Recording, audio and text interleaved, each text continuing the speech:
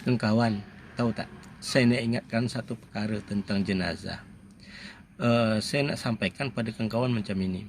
Jadi kalau kawan tak sanggup nak jaga mulut, jangan tengok jenazah.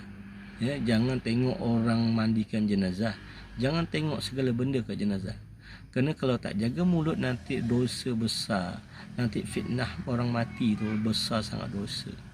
Jadi kalau misalnya tahan mulut, sila tengok. Sila tengok jenazah tu nak lebam sana, nak lebam sini, nak keluar darah sana, keluar darah sini. Jaga mulut, diam saja dah. Telan sendiri. Ini tidak, kadang dia nak juga tengok jenazah, nak tengok juga orang mandikan jenazah. Sudah tu mulut dia tak jaga, dia akan cerita sana sini, oh ni lebam sana, lebam sini.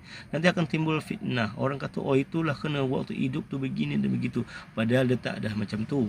Saya ingatkan kawan, kalau tak nak, kalau takut rasa mulut tu nak menjoyah sangat, tak usah tengok jenazah. Bahaya, dosanya besar sangat.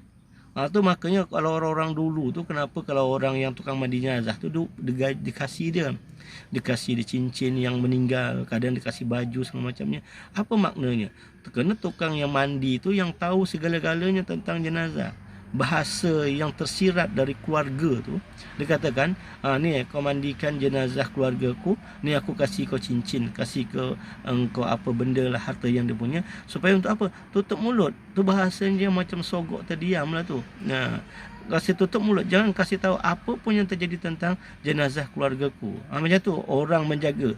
Ini kadang-kadang tak, anak ada pula yang bercerita tentang mak bapak dia macam ini. Oh, na'udzubillah, tak faham dalam hidup, tak faham dalam beragama.